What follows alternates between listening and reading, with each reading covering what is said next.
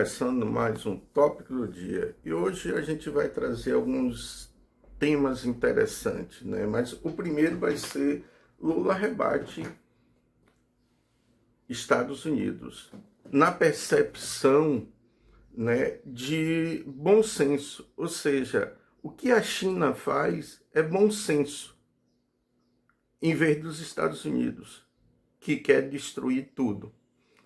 Certo? Então fica a dica, vamos estudar para compreender o nosso mundo.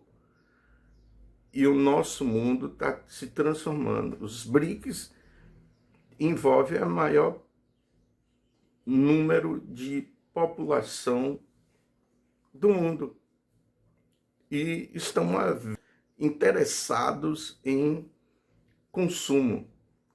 Afinal de contas, muitos países no chamado não democráticos,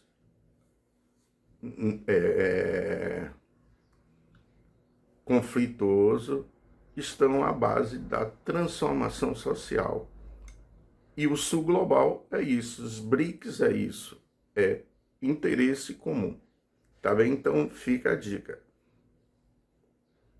Os Estados Unidos continua dizendo que é o país mais importante do mundo, que é o celeiro da economia mundial, que todo mundo depende dos Estados Unidos, e vai conversando aquilo que vocês sabem que o presidente Trump fala toda reunião. Do mesmo lado, a União Europeia se queixa muito da China, dizendo que a China está ocupando o mercado europeu com os seus produtos e que a China vende mais barato e que é muito difícil competir e que é uma competição desigual. Do nosso lado, é muito engraçado porque nós não queremos entrar na briga dos dois. Ou seja, para nós, a China é importante. Eu não tenho nenhuma queixa da China. O que eu tenho que dizer para vocês é que a balança comercial com o Brasil é 165 bilhões de dólares com superávit para o Brasil. E que a relação comercial do Brasil com os Estados Unidos o ano passado foi 80 bilhões, com 10 bilhões para o Brasil. Então, obviamente, que a China passa a ser um parceiro privilegiado para o Brasil, na medida em que ele importa mais e a gente tem mais superávit. A segunda coisa que eu faço questão de dizer, e eu digo em toda reunião, é que durante muito tempo, depois da queda do Muro de Berlim, a União Europeia se voltou muito para o leste europeu, porque eles queriam ganhar aquele mercado que teoricamente estava subordinado à União Soviética. E era normal, porque a Alemanha tem quase que 70% de suas exportações para o leste europeu depois da queda do Muro de Berlim. E esquecer um pouco de fazer investimento na América Latina, esquecer um pouco de fazer investimento na África. O que aconteceu é que a China entrou. Eu disse ao presidente Trump de que faz muitos anos que o Brasil faz licitação internacional e os Estados Unidos não participam. A União Europeia não participa. Quem participa? A China. Essa é a vantagem que a China leva. A China ocupou um espaço que estava vazio pela ausência dos europeus e pela ausência dos americanos. Então, não pode se queixar que a China está ocupando o espaço. O espaço estava vazio. Eu vou dar um exemplo para vocês. Quando eu deixei a presidência da República em 2010, o Brasil emplacava 3 milhões e 600 mil carros por ano. Quando eu voltei em 2023, o Brasil emplacava 1 milhão e 600 mil carros. Menos da metade do que a gente emplacava em 2010. E havia muitas décadas que não tinha investimento novo em inovação por parte da indústria automobilística, que eram 33 empresas que estavam no Brasil, a ponto da Ford ir embora do Brasil. O que aconteceu? Quando a China vem, cabia fazer investimento na Bahia, imediatamente as indústrias brasileiras anunciaram para mim o investimento até 2030 de 190 bilhões de reais. Coisa que não faziam há muitos anos. Isso é a demonstração de que a concorrência sabe, a participação da China, ela tem mobilizado as pessoas a participar. Olha, ninguém tem culpa que a China tenha se preparado melhor do que os outros sobre a questão dos minerais críticos e das terras raras. Isso virou uma preocupação do mundo, mas é vantagem da China, como os Estados Unidos têm vantagem em outras coisas. Então, o que nós queremos enquanto Brasil, enquanto América Latina e Terceiro Mundo, sabe, sobretudo os países africanos, é que quanto mais países estiverem interessados em fazer investimento nos nossos países, em comprar os nossos produtos e estarem dispostos a contribuírem, participando da exploração e da industrialização e do enriquecimento da terra rara de minerais críticos, desde que seja dentro do nosso país, seja bem-vindo. Nós não queremos repetir o ciclo do ouro, em que tudo embora a gente ficava com nada. Mesmo o ciclo do minério do ferro, em que a gente exporta tudo e foi pouca industrialização no Brasil. Então não adianta a gente reclamar que a China produz, sabe, 1 bilhão de toneladas de aço. Não adianta reclamar. A gente poderia estar produzindo mais se a gente tivesse feito o processo de industrialização no Brasil. Não fizemos por quê? Porque a cabeça dos empresários que exploram minério no Brasil é de que não era prudente concorrer com seus clientes. Então nós ficamos para trás. Então, isso é dito com toda clareza para eles. Sabe, nós estamos sendo vítima do esquecimento que vocês tiveram para a África e para a América Latina, e esse vazio permitiu que os chineses entraram. O chinês faz estrada na África de boa qualidade, faz investimento na África. Além do que, os investimentos que os bancos, sabe, tanto o Banco dos BRICS, quanto o FMI, quanto o Banco do BRICS, não, o Banco Mundial e o FMI fazem, sabe, para a África, os africanos pagam 4 vezes mais juros do que os bancos, sabe, do que os países ricos.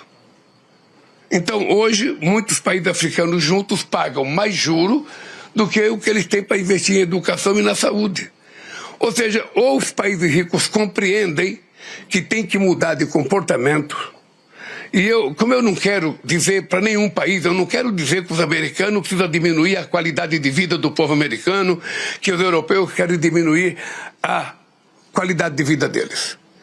Isso é inaceitável para qualquer pessoa, até para nós, diminuir o padrão de vida que nós temos. Mas também é inaceitável que os que são pobres nasceram para ficar pobres. O que eu disse aos países ricos?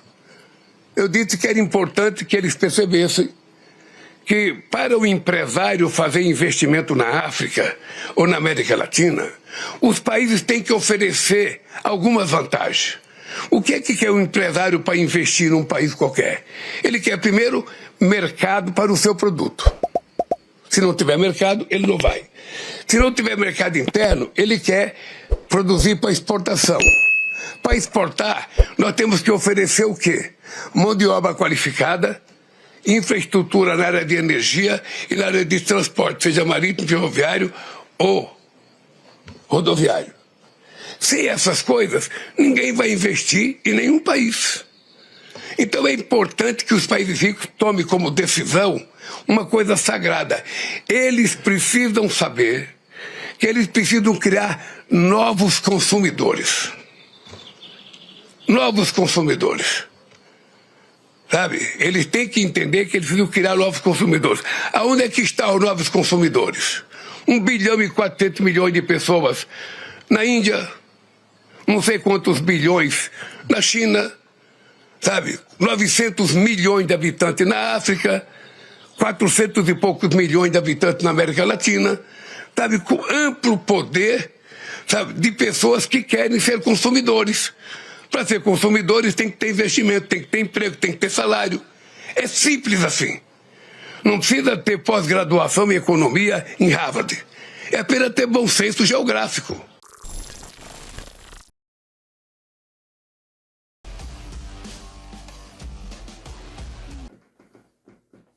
Vocês viram o sucesso de Lula no G7, então fica a importância, né, de um estadista colocar as coisas dentro da perspectiva, dentro de um conceito humano.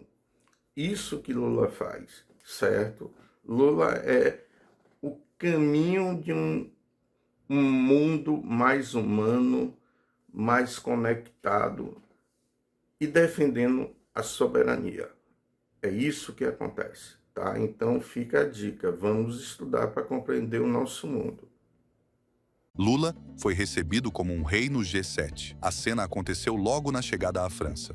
Diante das câmeras do mundo inteiro, Emmanuel Macron fez questão de receber pessoalmente o presidente brasileiro num gesto que rapidamente ganhou destaque na imprensa internacional. Para muitos, poderia parecer apenas mais um protocolo diplomático. Mas quem acompanha a geopolítica sabe que encontros como esse são cuidadosamente calculados. Cada fotografia oficial e cada demonstração pública de cordialidade carregam mensagens políticas. E a mensagem desta vez foi clara. O Brasil voltou a ocupar um espaço que as grandes potências já não conseguem ignorar. O mais curioso é que Lula não pertence ao G7. O Brasil não faz parte do grupo das maiores economias desenvolvidas do planeta. Mesmo assim, foi convidado para sentar à mesa num dos encontros mais importantes do ano. E isso acontece justamente num momento em que o mundo enfrenta guerras, disputas comerciais, tensões entre grandes potências e uma profunda reorganização da economia global. O convite revela uma mudança silenciosa que vem acontecendo há vários anos. Durante muito tempo, as grandes decisões econômicas do planeta eram tomadas praticamente entre Estados Unidos, Europa e alguns poucos aliados. Mas o mundo mudou. Hoje, as economias emergentes possuem muito mais influência do que possuíam no passado. A China se transformou numa superpotência econômica. A Índia cresce em ritmo acelerado. Os BRICS ampliam sua relevância. E o Brasil, com seu tamanho territorial, sua capacidade agrícola, seus recursos naturais e seu peso diplomático, passou a ser visto como uma peça importante dentro dessa nova realidade. É justamente por isso que líderes europeus olham para Brasília de maneira diferente. Eles sabem que determinados problemas globais já não podem ser resolvidos apenas dentro das fronteiras do G7. O momento da recepção também chama a atenção por outro motivo. A Europa atravessa uma fase de enorme incerteza. A guerra na Ucrânia continua produzindo impactos econômicos. As tensões comerciais aumentam.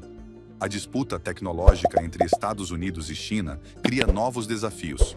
E a busca por segurança energética continua sendo uma prioridade para muitos governos europeus. Nesse cenário, países capazes de fornecer alimentos, energia, minerais estratégicos e estabilidade diplomática passam a ganhar importância. E poucos países conseguem reunir todas essas características ao mesmo tempo como o Brasil. É por isso que Lula desembarca na França carregando muito mais do que uma agenda diplomática. Ele chega representando um país que se tornou cada vez mais relevante para os cálculos estratégicos das maiores economias do planeta. Outro fator que ajuda a explicar a atenção recebida por Lula é a posição singular ocupada pelo Brasil no cenário internacional. Diferentemente de muitas nações que acabaram se alinhando completamente a um bloco específico, o Brasil mantém relações com diferentes centros de poder ao mesmo tempo.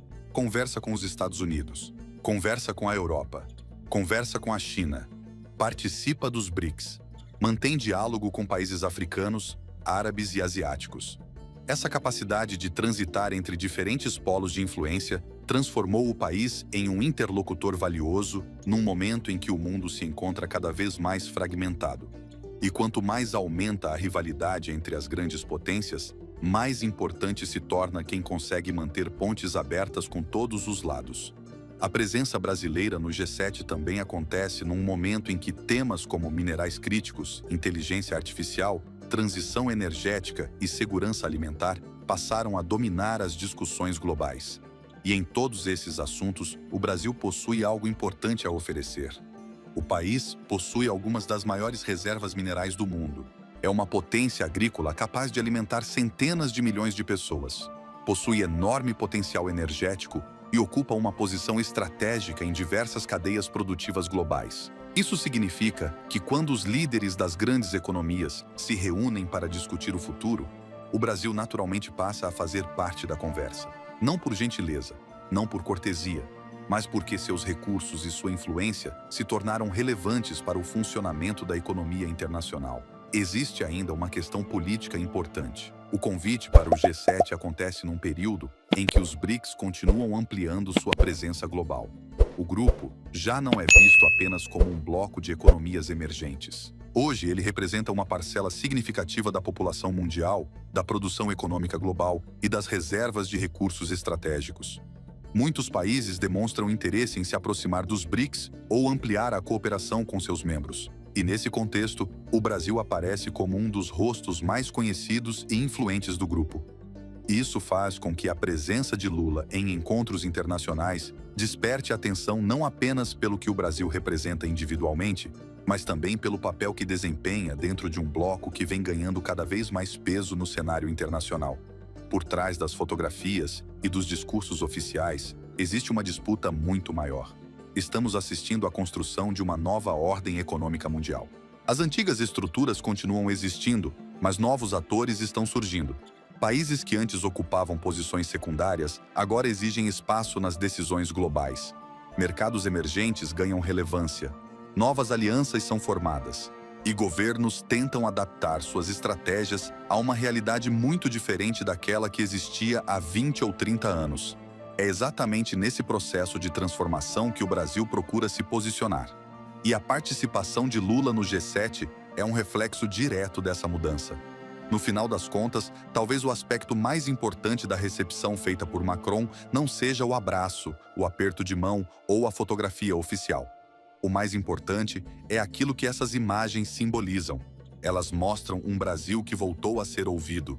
Mostram um país que voltou a ser chamado para participar das discussões mais relevantes do planeta. E mostram que, em um mundo cada vez mais dividido por disputas econômicas, tecnológicas e geopolíticas, as grandes potências entenderam que já não podem tomar decisões importantes ignorando a presença brasileira.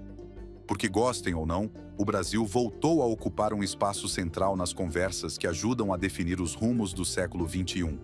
A própria reação da imprensa internacional ajuda a entender o peso desse momento. Quando um líder é recebido com destaque em um encontro como o G7, os analistas imediatamente procuram entender o motivo. E a resposta passa por uma realidade simples. O Brasil se transformou em uma peça estratégica para diversas agendas globais. Seja na segurança alimentar, na produção de energia, na proteção ambiental ou no fornecimento de matérias-primas consideradas essenciais para as indústrias do futuro, poucos países possuem uma combinação de vantagens tão ampla quanto a brasileira. É justamente por isso que, enquanto muitos governos tentam garantir influência através de poder militar ou econômico, o Brasil amplia seu espaço utilizando recursos que o mundo precisa cada vez mais. E essa realidade faz com que líderes internacionais passem a olhar para Brasília não apenas como um parceiro regional, mas como um ator relevante dentro das grandes decisões globais. Ao mesmo tempo, Lula chega ao encontro carregando uma responsabilidade que vai além das fronteiras brasileiras. Em muitos debates internacionais, ele é visto como uma das principais vozes do chamado Sul Global, grupo formado por países emergentes que defendem uma participação maior nas decisões econômicas e políticas do planeta. Isso significa que sua presença não interessa apenas ao Brasil. Interessa também a dezenas de nações que acompanham com atenção as discussões sobre comércio, desenvolvimento, financiamento internacional e acesso a novas tecnologias. Quanto mais o mundo se divide entre diferentes blocos de poder, mais importante se torna a presença de líderes capazes de dialogar com diferentes regiões e interesses. E é exatamente nesse espaço que Lula tenta se posicionar durante a cúpula. Por isso, a recepção calorosa feita por Macron não deve ser analisada apenas como um gesto diplomático. Ela reflete uma mudança mais profunda que está acontecendo na política internacional. O mundo de hoje já não é o mesmo de 2 décadas atrás. Novas potências surgiram, novas alianças foram construídas e países antes considerados secundários passaram a exercer influência crescente. Nesse cenário, o Brasil volta a ocupar um lugar de destaque. E quando as câmeras registram Lula sendo recebido entre os líderes das maiores economias do planeta, a imagem transmite uma mensagem poderosa. Em um momento de transformações globais, o Brasil quer participar das decisões e as grandes potências parecem dispostas a ouvir o que ele tem a dizer.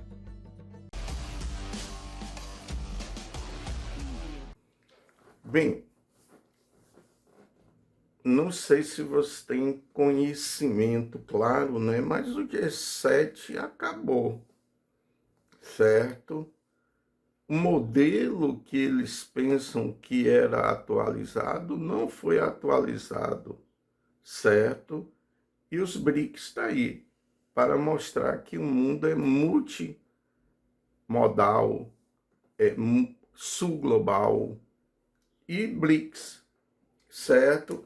Isso prova que os números são importantes para compreender o atual cenário do mundo, tá bem? Então, vamos estudar para compreender o nosso mundo.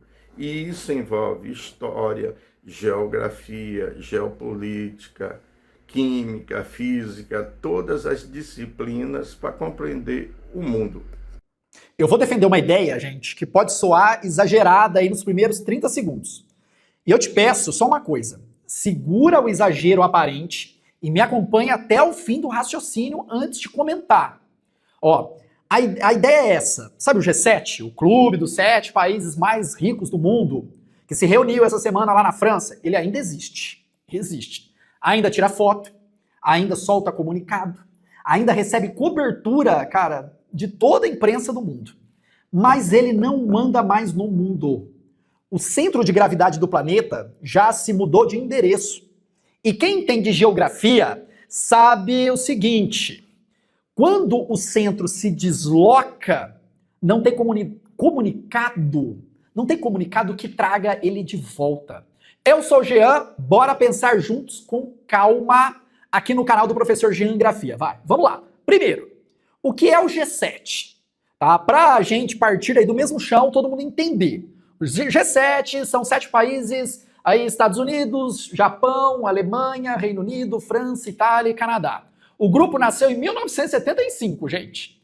Logo depois do choque do petróleo, que foi em 73, quando as potências ocidentais levaram um susto e perceberam que precisavam combinar as jogadas econômicas em vez de agir por conta própria. Aí nós tivemos a primeira reunião, e ela aconteceu na França, tá? Era isso, ó, o Ocidente rico se sentando para coordenar o mundo. Lá em 1975, auge da Guerra Fria. Naquele momento, de fato, essa galera mandava, né? Pensa, cara, repara a data, 1975, faz aí 50 anos, vai. E o mundo de 1975, ele é totalmente diferente do que, gente? Do mundo de hoje. Em 75, a China era um país pobre e fechado. A Índia, cara, mal aparecia aí no mapa econômico. O Ocidente concentrava a produção, o dinheiro e a tecnologia. Fazia sentido 7 países decidirem por todos, naquele momento. Bipolarização, né? O Brasil, coitado, né? Não era nada naquela época, mais nada. Pensa em nada, era o Brasil. Cara, e se você soma esses 7 países, cara, quase tudo que importava no tabuleiro eles mandavam. Tá, e aqui está o ponto importante. Esse mundo acabou. E os números contam a história sem precisar do adjetivo, cara, de adjetivo nenhum. Vamos a eles, ó.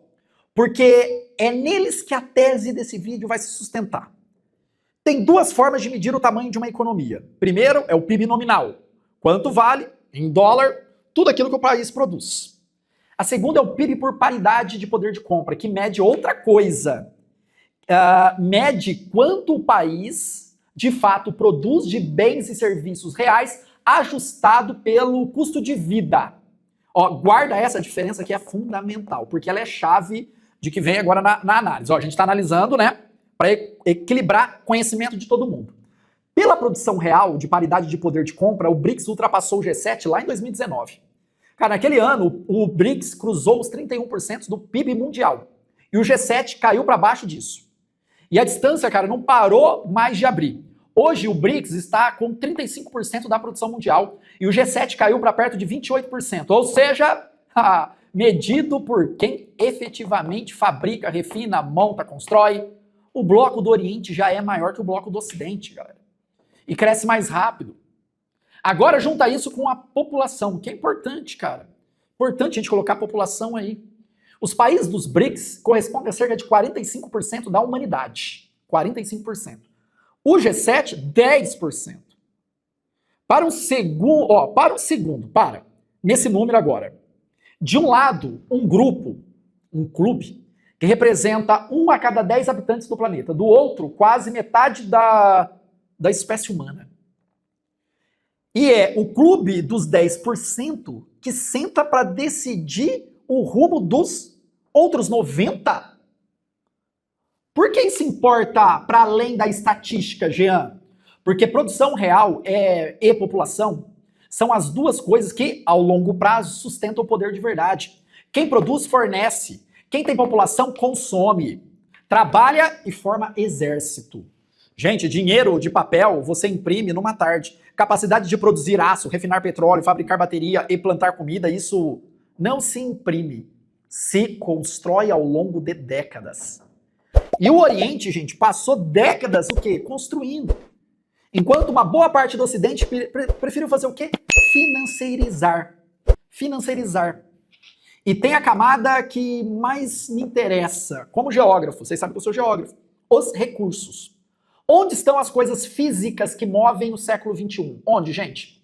A China domina o processamento das terras raras, o insumo de todo o eletrônico, de toda a tecnologia militar. A Rússia e o Irã seguram a energia. O Brasil senta em cima de comida, água, minério de ferro, nióbio.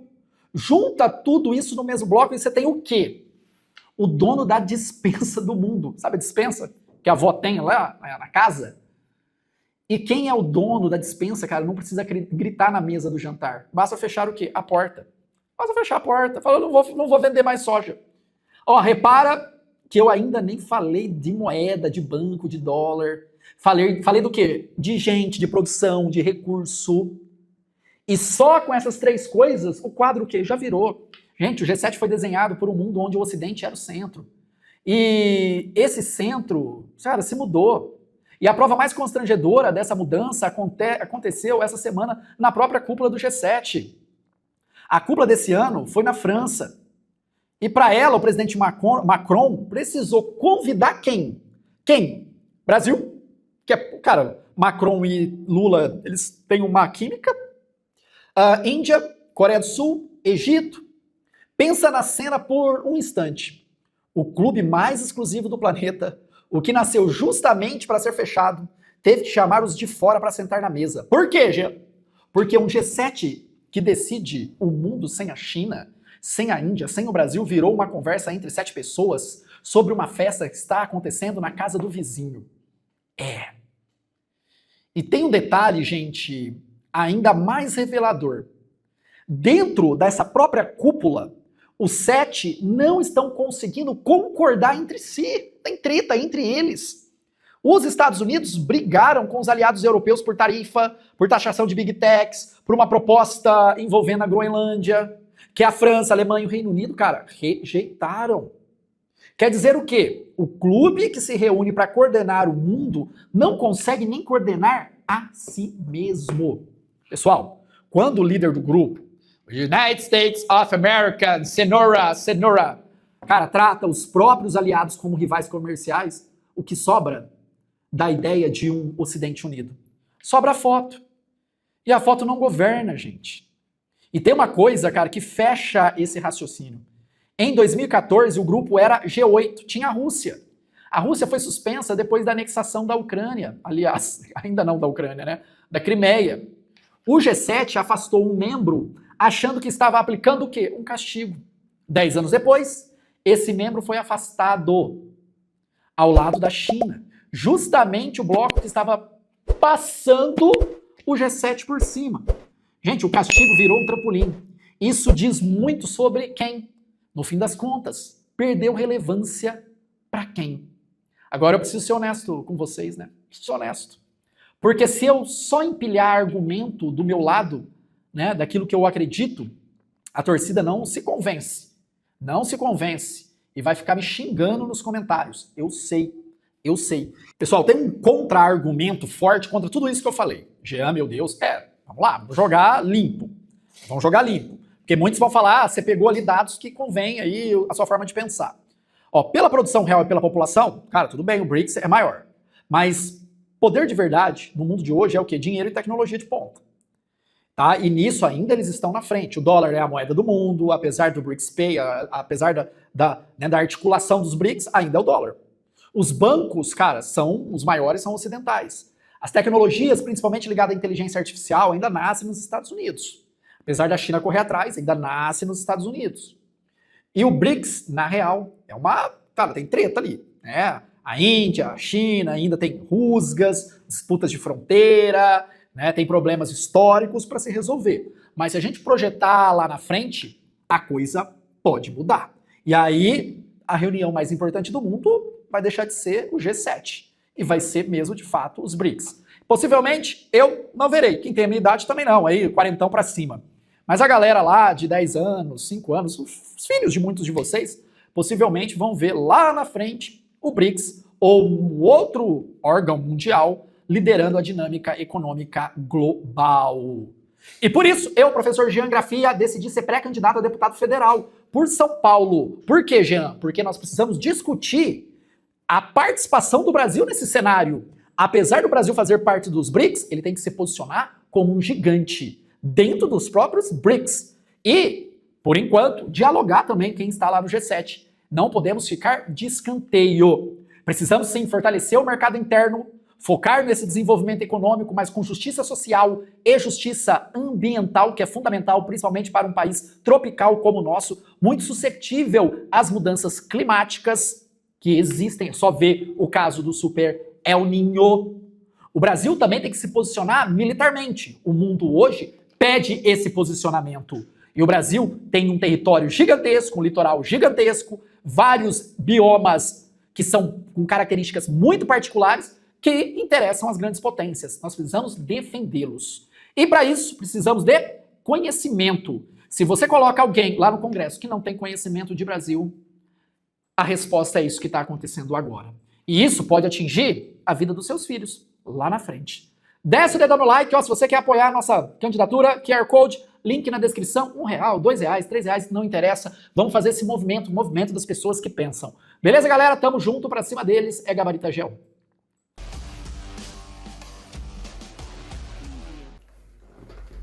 Outro tópico importante, né, é que a Globo perdeu a estrebeira, perdeu o nicho, né, da Copa do Mundo, perdeu tudo para o Cazé, certo?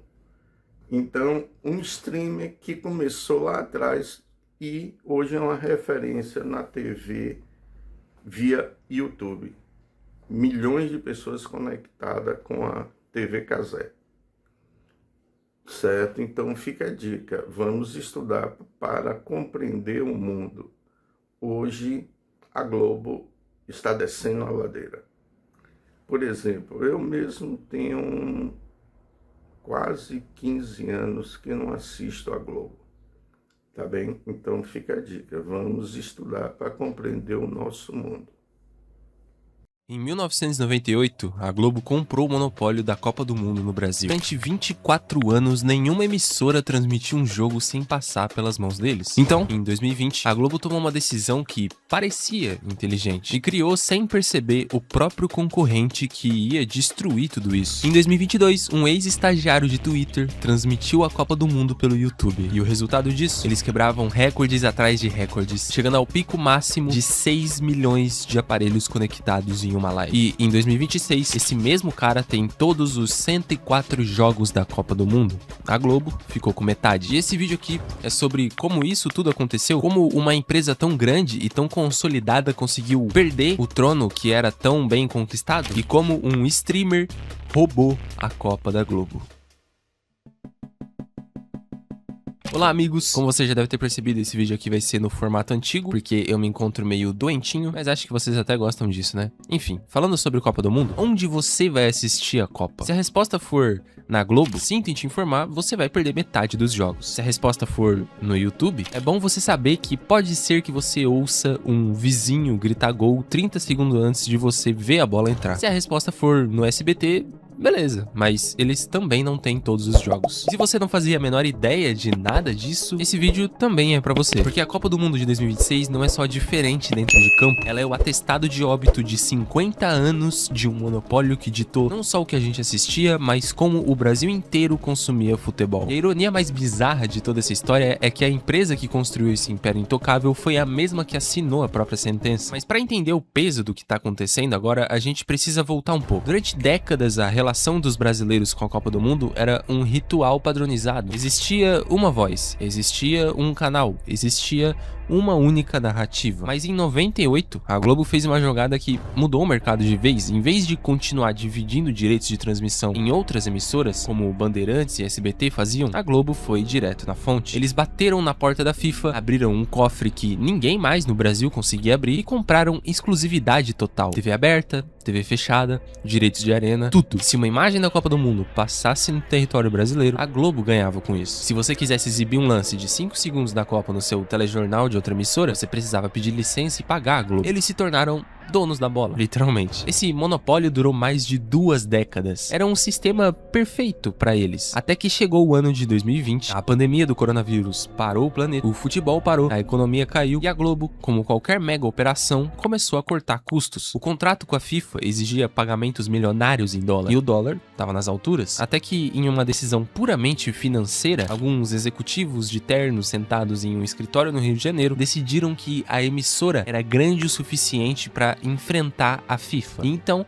a Globo entrou na justiça para suspender o pagamento de uma parcela de 90 milhões de dólares. A briga foi feia e o contrato foi renegociado. Para economizar nessa renegociação, a emissora abriu mão de uma coisinha que parecia inofensiva, a exclusividade no ambiente digital, no streaming, na internet. Mas beleza, isso não parecia algo tão perigoso assim, era para economizar caixa no momento de crise passageira, mas na verdade talvez tenha sido o maior erro estratégico da história da televisão. Porque do outro lado dessa decisão, escondida nas sombras do mercado, tinha uma empresa só esperando exatamente isso acontecer. Essa empresa se chama Live Mode. E, na verdade, eles não são novatos. Os fundadores são os mesmos que criaram o antigo canal Esporte Interativo, que por anos tentou bater de frente com o Sport TV da Globo e acabou sendo sufocado pelo sistema das operadoras de TV a cabo que a Globo controlava. Então eles tinham uma dívida antiga com esse modelo e agora tinham uma brecha. A FIFA tinha um pacote de 22 jogos da Copa do Catar de 2022 que não conseguia vender pra ninguém no Brasil, até que chega a Live Mode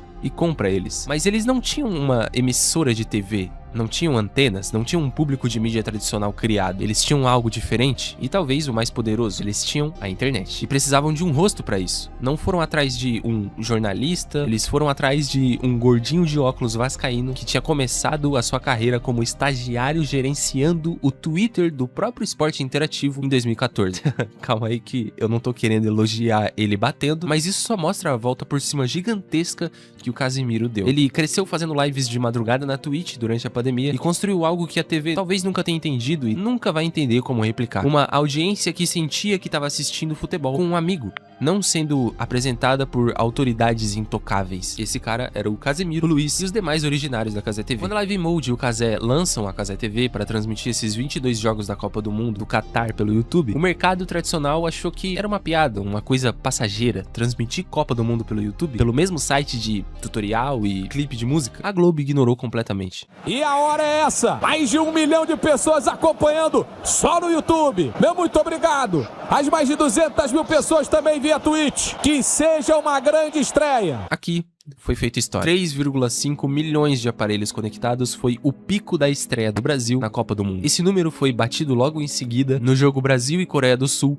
pelas oitavas, e teve um pico de público de 5,2 milhões simultâneos, o que seria o recorde se não fosse o próximo jogo, a fatídica eliminação contra a Croácia, que teve o recorde de 6 milhões de pessoas. E vale deixar a ressalva que acho que esse recorde será batido de novo por eles mesmos. A Globo, que passou 20 anos construindo um monopólio perfeito, assistiu impotente o concorrente que ela mesma autorizou a nascer quebrar recorde atrás de recorde. A atenção do brasileiro mudou de tela, e os executivos que queriam economizar na renegociação com a FIFA em 2020, de repente entenderam o tamanho do que tinham entregado de bandeja.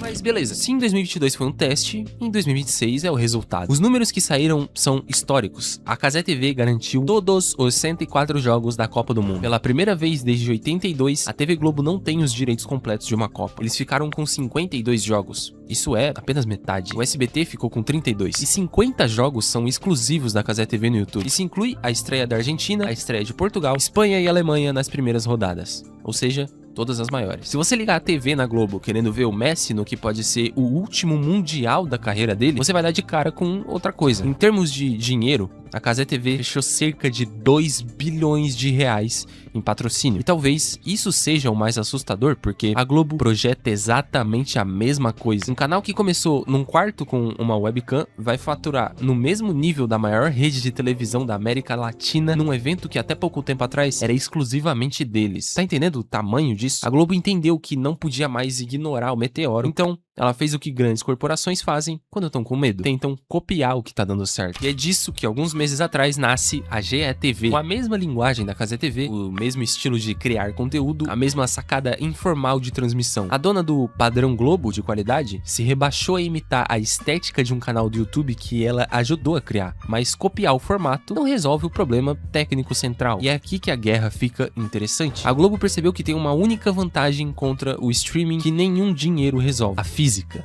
O delay. A TV aberta com antena tem cerca de 1,24 segundos de atraso em relação ao tempo real, ao que acontece lá na partida. O streaming, por causa do processamento de dados pela internet, pode variar entre 15, 30 ou até 60 segundos dependendo da sua internet. Em uma Copa do Mundo, 30 segundos é a diferença entre a glória e tomar spoiler pelo WhatsApp ou até mesmo ouvir seus vizinhos gritarem gol antes da hora. Vendo isso acontecer, a Globo e outras emissoras lançam uma campanha nacional incentivando as pessoas a comprarem antenas digitais para assistir a Copa sem delay em 2026. A maior emissora de tecnologia do país pedindo para você botar uma antena de metal na janela para não perder o gol. Brasil jogando, Campeonato Brasileiro vai rolar, último jogo de Campeonato Brasileiro antes da Copa do Mundo.